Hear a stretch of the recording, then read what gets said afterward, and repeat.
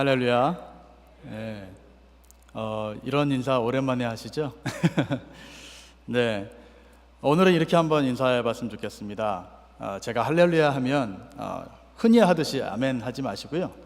할렐루야 하면 오늘 어느 위원회의 헌신예배지요? 선교위원회 헌신예배입니다. 그러니까 제가 할렐루야 하면 여러분들은 선교합시다 그렇게 마치 구호를 외치듯 그렇게 한번 반응해 주셨으면 좋겠습니다. 할렐루야. 예, 다시 한번 큰 소리로 할렐루야. 네, 감사합니다. 얼마 전에 제가 한국에 잠시 좀 다녀올 기회가 있었는데요. 한국 다녀오는 그때에 케냐의 단기 선교사로 와서 봉사했었던 한 집사님을 잠깐 만날 수 있는 기회가 있었습니다. 이왕이면은 그 집사님 섬기시는 교회에 같이 가서 예배드리면 좋겠다 하고 갔다가 마침 몇 주 후에 있어지는 총동원 전도주의를 준비하는 그런 예배였습니다. 그래서 목사님께서 할렐루야 하니까 온 전 교회가 전도합시다 그러고 외치시더라고요. 그게 좋아 보여가지고 제가 잠시 이렇게 따라해 보았습니다. 그 예배 후에 그 모습이 너무나 재밌기도 하고 귀해 보이기도 하고, 그래서 잠시 그 집사님과 총동원주의 참 열심으로 준비하는 것 같아요 라고 이야기를 했더니 집사님께서 우리 교회 특징이 총동원 전도주일이거든요. 그래서 이때만 되면 목사님은 어떻게 하시고 예배는 어떻게 드리고 안내는 어떻게 하고 온 교회가 어떻게 움직이는지를 아주 자세하게 저한테 설명을 해주더라고요. 그러면서 그렇구나, 이 교회의 특징은 총동원주의를 지켜서 교회가 열심을 내는, 집중하는, 그것에 집중하는 교회이구나. 여러분들 많이 들어보셨겠지만 교회마다 모든 영역에서 하나님의 일을 잘 감당해야 하지만 어떤 경우에들에 있어서 어떤 교회들은 아주 두드러진 특징을 갖고 있는 교회들이 있습니다.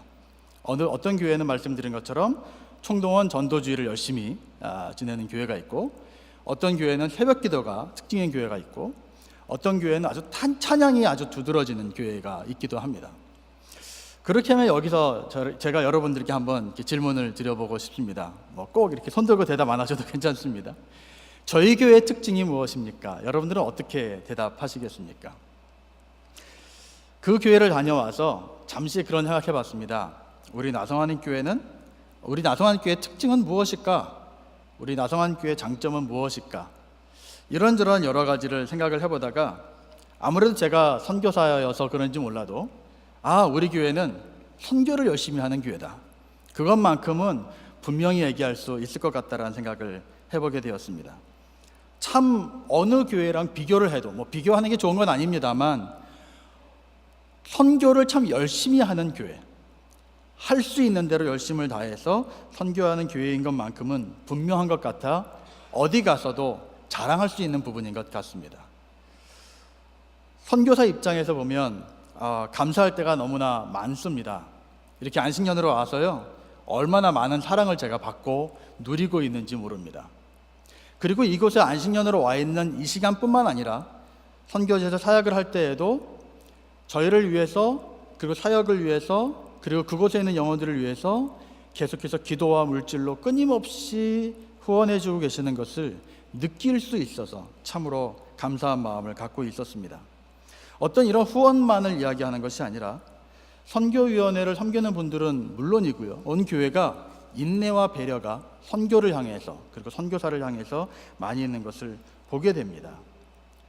방금 전에 기도하면서도 계속해서 한 분 한 분의 이름을 불러가며 기도하셨듯이 저희 교회에 힘 닿는 대로, 힘이 넘치게 파송하고 후원하고 있는 것 같아 그런 부분에 있어서 참 감사하고 확실히 선교하는 교회가 맞는 것 같다라는 생각을 해보게 됩니다.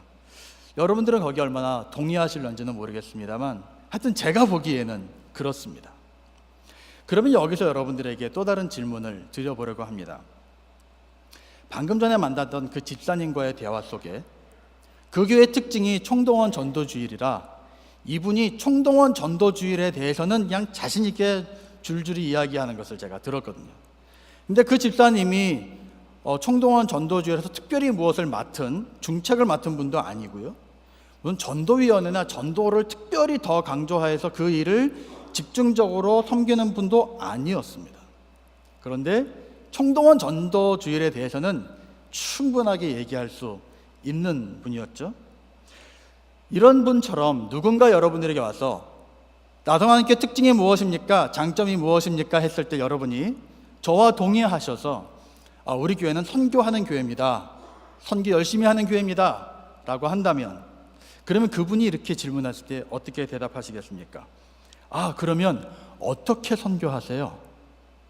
제가 나성하님 교회의 선교를 배우고 싶은데, 그래서 우리 교회에서도 적용하고 싶은데 어떻게 선교하면 좋겠습니까? 라고 질문을 한다면 여러분들은 어떻게 대답하시겠습니까?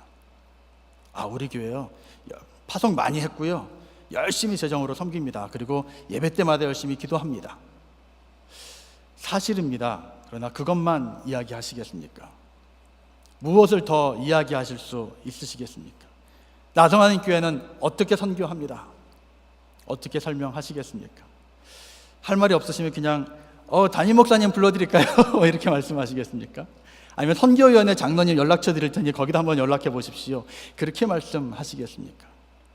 만약에 우리의 대답이 그렇게밖에 될 수 없다면 어쩌면 우리 교회는 선교하는 교회다라고 이야기하기에 조금은 부족함이 있을 것 같습니다. 내가 이해하지 못하고 있는데, 내가 알지 못하고 있는데 우리가 어떻게 선교하는 교회라고 이야기할 수 있을까? 바라기는 꼭 선교위원회 위원들뿐만 아니라, 회원들뿐만 아니라 온 교회가 우리 교회는 이렇게 선교하고 있습니다 라고 한 목소리로 분명하게 이야기할 수 있는 저희 교회가 되었으면 좋겠습니다. 오늘 선교위원회 헌신 예배인데요, 선교위원회 분들에게 동일한 질문을 드린다면 여러분들은 아주 명확하게 다른 교회에서 우리 교회 선교를 배워서 선교를 시작할 수 있도록 그렇게 대답해 주실 수 있습니까? 꼭 무슨 리포트를 써줄 정도로 그렇게 정확하게 안 하더라도 다른 교회가 듣고라도 배울 수 있을 만큼 그렇게 설명하실 자신이 있으십니까? 제가 파송 받기 전에요, 저희 나성하님 교회에서 섬기고 있었을 때 저희 교회가 파송 선교사가 없었지 않습니까? 그래서 주변의 여러 교회들을 찾아다니면서, 그리고 선교회를 찾아다니면서, 또 교단에서 선교부에서는 어떻게 하고 있는지를 막 자료를 구해가면서 파송 준비를 했었던 기억이 있습니다. 그랬을 때 다른 교회에 가면 그 교회에서는 그렇게 설명을 해 주시더라고요. 우리는 이렇게 하고 있습니다. 그런 것들을 토대로 자료가 나왔던 것을 기억합니다. 한 번은 이런 경험도 있어요. 제가 그때 찬양팀을, 조회 찬양팀 이렇게 섬기고 계시는데 섬기고 있었는데 예배를 딱 끝나고 밖에 나가니까 한 목사님께서 저를 찾아오셨습니다. 그때는 전도사였으니까요. 나 전사님 안녕하세요. 그러면서 저한테 인사하셨는데 어떻게 오셨어요? 그랬더니 어느 목사님 소개를 받고 왔는데요, 우리 교회에서 찬양 사역을 이렇게 하고 싶은데 나성하님 교회 찬양팀이 어떻게 하는지를 배우고 싶어서 그분 소개로 여기 왔습니다. 그래서 잠시 그분하고 대화를 나누면서 잘하든 못하든 우리 교회가 하고 있는 선교에 대해 찬양 사역에 대해서 나눈 기억도 있습니다. 그러면 어떻게 선교해야 하는가? 우리 교회가 그러면 선교를 잘하려면 어떻게 해야 되는가? 선교위원회는 어떻게 나아가야 하는가? 이런 여러 가지 질문에 있어서 그러면 우리 교회가 어떻게 하고 있고 어떻게 앞으로 해야 하는데 내가 어떻게 동참해야 하는가? 라는 이런 질문들에 있어서 오늘 본문을 토대로 몇 가지를 좀 생각해 보려고 합니다. 선교하는 교회, 아니 더 구체적으로는 선교적 교회가 되기 위한 대전제가 있습니다. 전제 조건이 있는데요, 오늘 읽은 본문 말씀의 첫 소절에서 그 전제 조건이 나옵니다. 오직 성령이 너에게 임하시면. 선교는 우리의 능력이나 우리의 학식이나 우리의 재력이나 우리가 가지고 있는 어떤 다른 능력을 통해서 물론 활용은 합니다만 그런 것만으로 선교하는 것은 결코 아닙니다. 물론 여러분들 거기에 다 동의하실 거라고 생각을 합니다. 선교는 하나님께서 하시는 것입니다. 하나님은 선교하시는 하나님입니다. 여러분들이 거기에 동의하실런지 못하실런지 모르겠습니다. 성경은요, 창세기 12장부터 아브라함을 보내는 그 시간부터 요한계시록까지 계속해서 모든 민족을 향해 하나님이 복 주시고 계심을, 모든 민족을 향해 하나님의 구원을 선포하고 계심을, 모든 민족이 하나님께로 돌아오기를 소원하심을, 모든 민족이 하나님을 예배하기를 소원하시는 하나님의 마음이 계속해서 기록되어 있는 것을 우리는 발견할 수 있습니다. 단순히 유대인만의 역사가 아니라 단지 믿는 자들을 위한 말씀뿐만 아니라 믿지 않는, 아니 하나님을 한 번도 들어보지 못한 이들을 향한 하나님의 분명한 선언이요, 부탁이요, 명령의 말씀들이 이 성경 안에 가득히 기록되어 있는 것을 우리는 발견할 수 있습니다. 하나님은 분명 선교하시는 하나님이십니다. 성령님이 없는 사역은 의미가 없습니다. 성령님이 없이 이루어낸 어떤 결과물은 껍데기에 불과합니다. 그러기에 성령님이 일하셔야 됩니다. 우리 성령님의 역사의 장에 제가 거기에 동참하는 것이 감사하며, 그것에서 함께 하나님의 영광을 보는 것이 우리의 감사와 찬양의 제목이 되어야만 할 것입니다. 내가 이루어내는 것이 아니라, 내가 달려가는 것이 아니라 하나님이 일하시는 자리에 내가 서 있는 것입니다. 제가 96년도에 브라질에 단기를 선교를 간 일이 있었습니다. 그전에도 여러 번 단기 선교의 경험이 있었기 때문에 동일한 단기 선교의 툴을 가지고 그곳으로 달려갔습니다. 아마존 정글에 외부인들이 쉽게 접근하지 못하는 그런 지역에 특별한 퍼밋을 받아서 단기팀이 들어갔었는데, 이전에 한번 왔었던 단기팀이 큰 실수를 하고 갔었던 지역이었습니다. 그래서 외부인이 오는 것을 경계하고 있었을 뿐만 아니라 박수를 치다가 큰 난리가 났었던 그 경험 속에 찬양을 하면서 박수 치는 것은 절대 금지화되어 있었습니다. 노래를 부르면서 박수 치지 못하는 것뿐만 아니라 기도를 할 때에도 소리내서 기도하지 못하였습니다. 개인 기도하는 데는 전혀 문제가 없지요. 혼자 찬양하는 데는 전혀 문제가 없지요. 그러나 함께 찬양함에 있어서 박수도 치지 못하고 손으로 몸으로 드리는 바디워십도 하지 못하고, 그리고 기도할 때도 소리내서 기도하지 못하는데 무언가 그들 앞에서 우리가 해야만 하는 그런 상황이었습니다.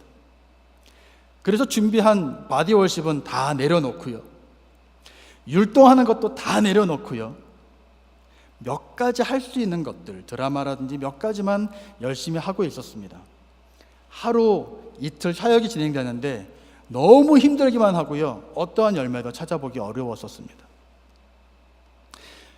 그런데 하루는 어찌 되었던 외국인들이 와서 그곳에서 열심히 하고 있고, 그 중에 의사가 있어서 진료를 하는 것이 그분들에게 소문이 나서 사람들이 많이 와 있었고, 그곳에서 여전히 똑같이 그날도 드라마로 이게 메시지를 전달을 하고 있었습니다. 그날의 드라마 파트에서는 제가 하는 일이 없어가지고요, 드라마를 팀들에게 요청을 하고 저는 슬그머니 뒤로 빠져나왔었습니다. 너무 답답해서 앞에 서 있는 것조차 힘들어서 뒤로 빠져나왔었는데, 순간 거기에 모여있는 회중들이 제 눈에 들어오기 시작했습니다. 그래서 회중들이 모여있는 이 큰 원 밖으로 혼자서 이렇게 두리번 걷기 시작했습니다. 그러다가는 마음을 정해놓고 이쪽 끝에서 삥 돌아 저쪽 끝까지, 그리고 다시 이쪽 끝에서 삥 돌아 이쪽 끝까지 계속해서 걸으며 이들을 위해서 기도하기 시작했습니다. 할 수 있는 게 이것밖에 없다라는 생각이 들기 시작했었거든요. 저의 기도, 그 기도의 응답, 저의 기도의 능력을 이야기하려고 하는 것이 아니라 우리는 우리의 툴로 그날까지 선교를 하려고 했었고, 그날만큼은 이게 아니구나, 이렇게는 할 수가 없구나, 아무것도 우리가 건질 수가 없구나, 우리의 힘조차 빠져서 더 이상 진행할 수가 없구나라는 생각이 들었을 때 하나님 앞에 기도하는 것밖에 없지 라고 시작하고 그들을 바라보며 계속 걸으며 기도하였던 그 이후에 그 브라질 아마존에서의 사역에 열매가 하나둘씩 나타나기 시작했습니다. 특별히 더한 것 아무것도 없었고요, 그저 몇 개 준비한 드라마만 보여주고 그들의 언어도 할 수 없었기에 그냥 그들을 위해서 기도하는 것만 감당하고 왔었는데, 그 전에 갔었던 어느 곳의 선교지보다도 더 큰 열매를, 그리고 어느 곳에 있었던 사역보다도 더 큰 힘을 그곳에 있는 선교지와 그곳에 있는 선교사님에게 저희들이 드리고 함께 나누고 함께 목격하고 함께 찬양하고 돌아올 수 있었습니다. 선교는 다른 것으로 하는 것이 아니라 바로 하나님께 매달림으로, 하나님을 의지함으로 하는 것입니다.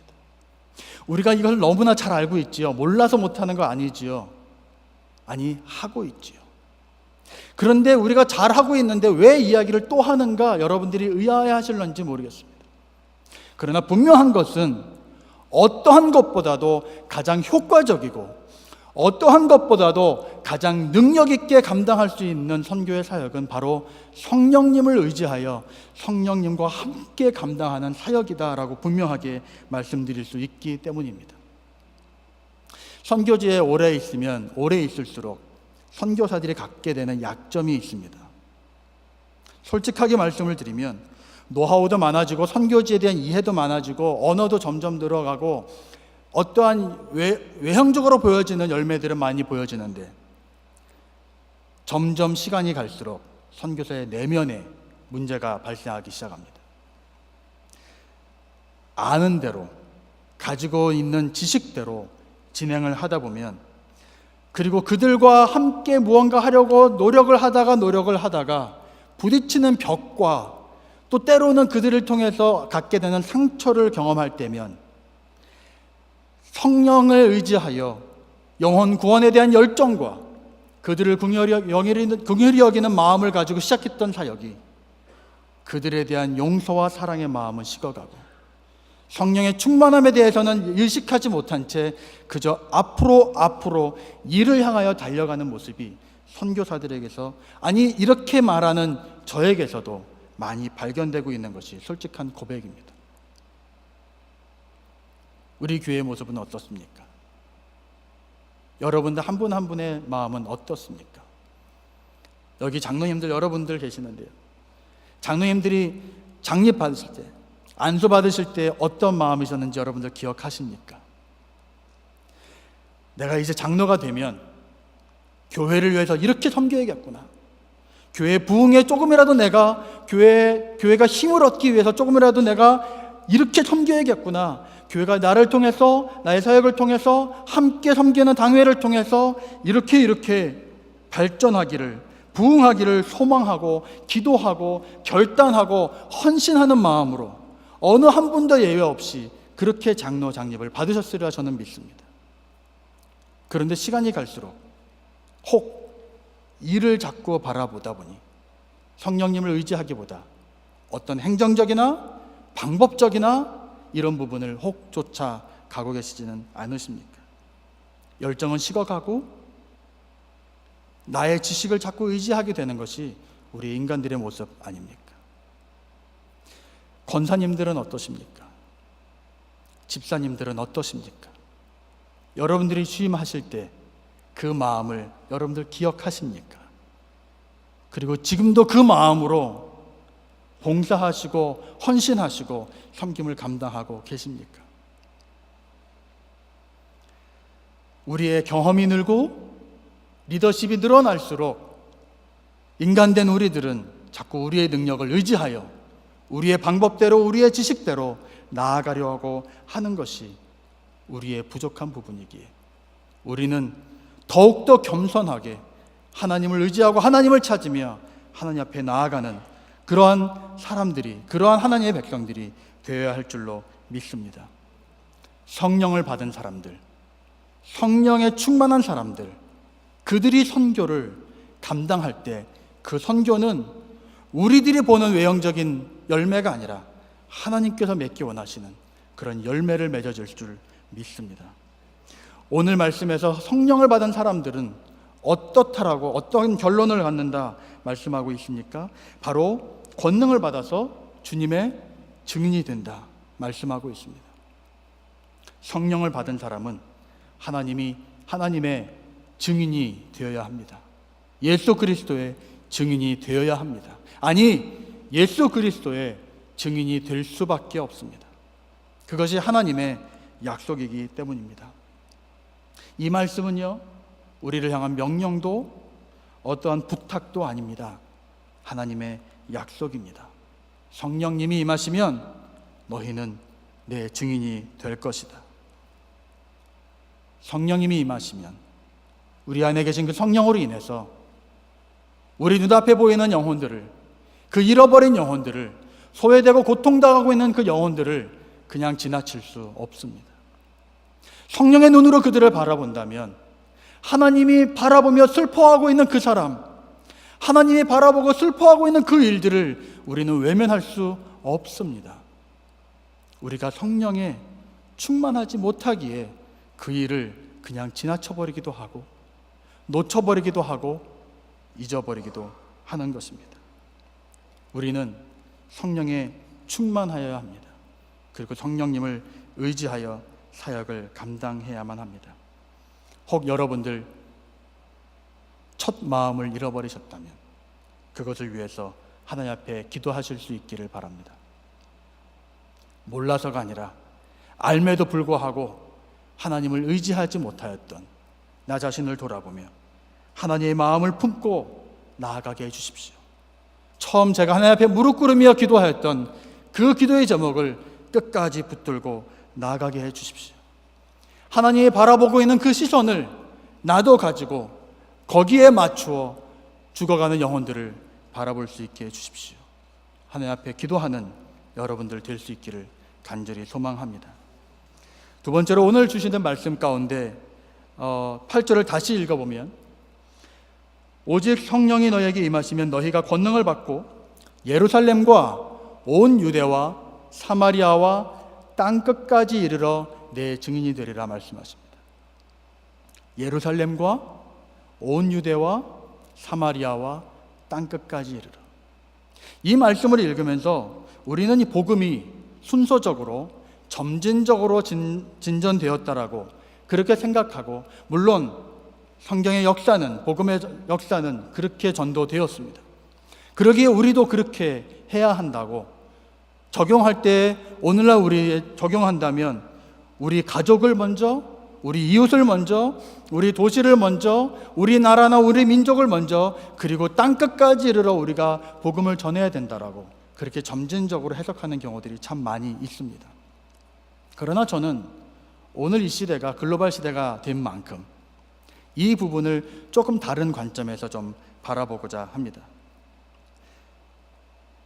우리의 민족이나 땅끝이나 점진적으로가 아니라 우선 여기부터 저기 다음이 아니라 동시다발적으로 예루살렘에서도 온 유대에서도 사마리아에서도 그리고 땅끝에서도 하나님의 복음 전파하는 일은 동시적으로 모든 곳에서 이루어야 함을 여러분들에게 말씀을 드리고 우리가 그렇게 한번 생각을 다시 한번 하기를 원합니다. 시대도 바뀌었고 상황도 바뀌었습니다. 예전에는 선교하면 짐 싸들고 몇 달을 배를 타고 죽기를 각오하고 나아가야만 할 수밖에 없었습니다. 지금은 하루 이틀이면 어디든지 갈 수 있습니다. 모든 정보가 서로 공유되는 시대입니다. 모든 곳에서 하나님의 선교가 이루어져야 한다라는 말씀입니다. 우리가 읽고 있는 이 사도행전을 쭉 읽다 보면 선교에 대한 여러 가지 모델들을 찾아볼 수 있는데요. 사도행전에 나타난 선교사 하면 맨 처음에 여러분들을 떠올릴 수 있는 사람의 이름이 아마 바울 그리고 바나바일 것입니다. 아주 위대한 선교사들이었죠. 교회라는 이름으로 교회에서 공식적으로 파송하여 이방인들을 향하여서 선교하게 된 그런 최초의 공식 선교사라고 말할 수도 있겠습니다. 그런데 실은 바울과 바나바가 선교하기 이전에 선교하였던 사람들을 우리는 사도행전에서 또 찾아볼 수 있습니다. 사도행전 13장을 잠깐 좀 보겠습니다. 사도행전 13장 1절부터 3절까지 말씀입니다.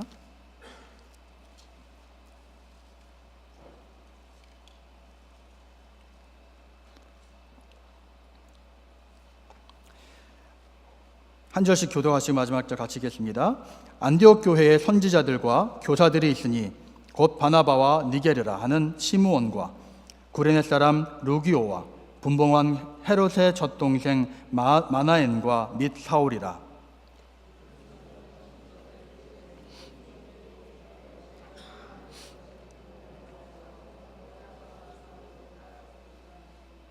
같이 읽겠습니다. 이에 금식하며 기도하고 두 사람에게 안수하여 보내니라.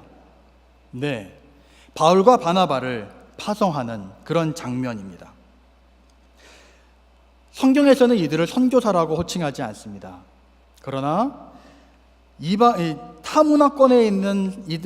타문화권에서 살아가는 이들에게 복음을 전하기 위해 교회로부터 공식적으로 보냄받은 이들이라는 개념에서 이들은 분명히 선교사들이었습니다. 그러나 동일한 입장에서 이들이 선교하기 이전에 선교한 사람들이 있었는데 사도행전 8장과 11장에서 발견되는 흩어진 사람들이라고 표현되는 이들입니다. 사도행전 8장 1절을 보면 이렇게 기록되어 있습니다. 사울은 그가 죽임당함을 마땅히 여기더라. 그날에 예루살렘에 있는 교회에 큰 박해가 있어 사도 외에는 다 유대와 사마리아 모든 땅으로 흩어지니라. 그리고 4절에는 그 흩어진 사람들이 두루 다니며 복음의 말씀을 전할세 빌립이 사마리아 성에 내려가 그리스도를 백성에게 전파하니 라고 기록되어 있습니다. 얼마나 시간이 지났는지 모르지만 이 사도행전 8장 이후에 11장에 다시 이 흩어진 사람들이 등장합니다.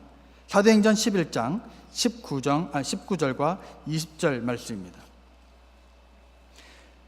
그때 스데반의 일로 일어난 환란으로 말미암아 흩어진 자들이 베니게와 구브로와 안디옥까지 이르러 유대인에게만 말씀을 전하는데 그 중에 구브로와 구레네 몇 사람이 안디옥에 이르러 헬라인에게도 말하여 주 예수를 전파하니. 8장과 11장에 등장하는 이들은 모두 예루살렘에 있었던 스데반의 죽음을 계기로 모두 흩어진 사람들이었습니다. 8장에서는 사마리아 성에 있는 사람들을 향하여 11장에서는 헬라인들에게 복음을 전파한 사건입니다. 그래서 예루살렘 교회는 사마리아에 세워진 교회를 확인하기 위해서 베드로와 요한을 보내고 또 안디옥에 살아가는 헬라인들이 나오는 교회를 확인하기 위하여 바나바를 그곳에 보냅니다. 그리고 안디옥 교회에 갔었던 바나바는 헬라 문명의 본고장인 구브로에서 태어난 디아스포라였기에 그 상황을 잘 이해하고 그곳에 있는 사람들을 잘 이해할 수 있는 사람이었기에 아마도 가장 적임자라 그렇게 여겨지고 보냄을 받았던 것 같습니다. 그래서 바나바는 예루살렘 교회에서 보냄을 받아서 안디옥 교회를 방문한 이후에 예루살렘 교회가 이 사람들의 소문을 듣고 바나바를 안디옥까지 보내니 그가 이르러 하나님의 은혜를 보고 기뻐하여 모든 사람에게 굳건한 마음으로 주와 함께 머물러 있으라 권하니. 안디옥 교회에 있어지는 그 이방인들과 함께 예배드리는 모습을 보고 기쁨으로 그들을 축복하고 그 자리에 남아 안디옥 교회를 섬기기를 시작하게 됩니다. 그리고 그곳에서 바울을 만나고 그곳에서 오히려 다른 이방인들을 향해, 다른 지역에 있는 이방인들을 향해 선교사로 파송되어진 것이 바로 우리가 잘 알고 있는 바울과 바나바의 파송식이었습니다. 오히려 흩어진 사람들의 선교 사역을 통해서 안디옥 교회에 이방인들이 예배를 드리게 되었고, 타문화권에 있었던 사람들, 그 이방인들이 모인 것을 돌보기 위해 시작했던 그 바울과 바나바, 그들이 다시금 그 이방인들의 교회, 타문화권 교회를 통하여서 선교사로 파송받았었다고 하는 것입니다. 바울과 바나바만 선교하는 사람들이 아니고 베드로와 요한만 그 예수 그리스도의 제자들만 사역하는 것들이 아니에요. 사역했던 것이 아니라 온 초대교회 성도들이 예루살렘에서만이 아니라 온 유대와 사마리아와 땅끝까지 번져서 그곳에서도 여전히 동시다발적으로 하나님의 복음을 전파하는, 예수 그리스도의 복음을 전파하는 일들이 이루어졌던 것을 우리는 발견할 수 있습니다. 이들의 상황은 오늘날 우리의 상황과 너무나 비슷합니다. 우리는 이곳에 한국을 떠나 이곳 미국에 와서 살아갑니다. 타문화권에서 우리는 정착하고 살아갑니다. 우리 주변의 문화는 우리의 전통적인 문화가 아닙니다. 언어도 다릅니다. 영어를 잘하시는 분들도 있지만 부족한 사람들도 있습니다. 미국 문화에 잘 젖어드신 분들도 있지만 여전히 한국 문화를 가지고 살아가시는 분들도 있습니다. 우리 주변은 우리는 어떻게 바라보고 있습니까? 우리의 주변은 어떠한 시각으로 우리는 바라보고 그들을 어떤 마음으로 인식하고 있습니까? 그저 직장 동료로서? 그저 우리 고용주와 고용인의 관계로서? 혹 그냥 지나가면서 만나는 흔하디 흔한 미국인들, 남미인들, 또 다른 아시아인들로 여러분들은 그냥 보고 지나치고 있지만은 않으십니까? 이들을 향한 하나님의 마음이 어디에 있는지 한 번이라도 생각해 보신 일이 있으십니까? 사도행전의 선교의 시작은, 사도행전에서 있어졌던 타문화권에 살아가는 이방인들을 향한 선교의 시작은 흩어진 사람들에 의해서 시작이 되었습니다. 결코 파송받아 나간 선교사들에 의해서가 아니었습니다. 우리의 삶의 터전에서 우리는 선교사의 눈을 가지고 살아가야만 합니다. 한인교회, 나성한인교회에 모여서 한인들만 예배드리는 이 공교회 교회 공동체 안에서 우리가 머물러 있는 것이 아니라 밖으로 계속해서 나아갈 수 있어야 합니다. 외국으로 선교사로 나아가야만 한다고 말씀을 드리는 것이 아니라 바로 우리의 주변으로 우리는 나아가야만 합니다. 그들의 부족한 모습, 그들의 연약한 모습은 중요하지 않습니다. 예전에 보고할 때도 말씀드렸지만 케냐에서 사역하는 가운데 저보다 먼저 앞서 사역했던 케냐인들, 그 동료 사역자들, 또 청년들이 먼저 세워놓은 교회를 저는 쫓아가기 일쑤였습니다. 그들이 더 사역을 잘할 수 있었기 때문입니다. 왜요? 마사이 사람들은 마사이를 잘 이해하니까요. 케냐 사람들이 케냐를 잘 이해하니까요. 우리들은 어떻습니까? 미국에 살아가는 사람처럼 미국에 사는 사람을 잘 이해하는 사람이 또 어디에 있겠습니까? 그런데 미국의 교회 현실은 어떻습니까? 우리 주변에 있는 사람들의 신앙생활의 모습은 어떻습니까? 아니, 우리의 모습은 어떻습니까? 우리는 우리 스스로를 바라보고 하나님의 마음이 어디에 있는지를 돌아보아야만 합니다. 저는 오늘 선교연의 헌신예배 이 시간에 선교연의 여러분들께 한 가지 숙제를 드리려고 합니다. 아니, 이것은 저의 숙제가 아니라 바로 하나님께서 주시는 숙제라 저는 확신합니다. 여러분들이 선교위원회로 헌신하셨을 때에는, 아니 하나님께서 여러분들에게 마음을 주셔서 선교위원회에서 섬기게 하셨을 때에는 하나님께서 이루시기 원하시는 그런 분명한 일이 있으셨을 것입니다. 그것은 여러분들이 다 하시라고 하시는 것이 아니라 여러분들을 통해서 온 교회가 일어나 함께 나아가도록 여러분들이 준비하는 사람들이 되어야 한다, 그렇게 여러분들을 부르셨으리라 저는 확신합니다. 쉽게 말씀드리면 그렇습니다. 교구위원회에서 준비를 해놓으면 모든 교구 안에 온 성도들이 가서 함께 모임을 갖고 그곳에서 말씀을 나누고 교제하듯, 선교위원회에서 준비한 그 마련된 장 안에 온 교회가 함께 동참하여 하나님의 선교를 이루어야 한다고 하는 것입니다. 그러기 위해서는 선교위원회에서는 그 장을 잘 마련하셔야만 합니다. 그리고 그 마련된 장이 있었을 때 온 교회는 함께 동참하여야만 할 것입니다. 단순히 헌금으로 뿐만 아니라 우리의 시간과 우리의 열정과, 아니 프로그램에서뿐만 아니라 우리의 온 삶에서 하나님을 섬길 수 있는, 아니 하나님의 선교를 감당하실 수 있는 모든 하나님의 백성들, 나성한교회 성도들 되시기를 간절히 부탁을 드립니다. 하나님은 선교하시는 하나님입니다.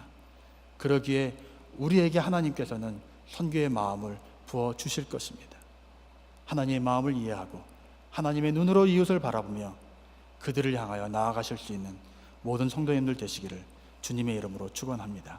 잠깐 기도하겠습니다.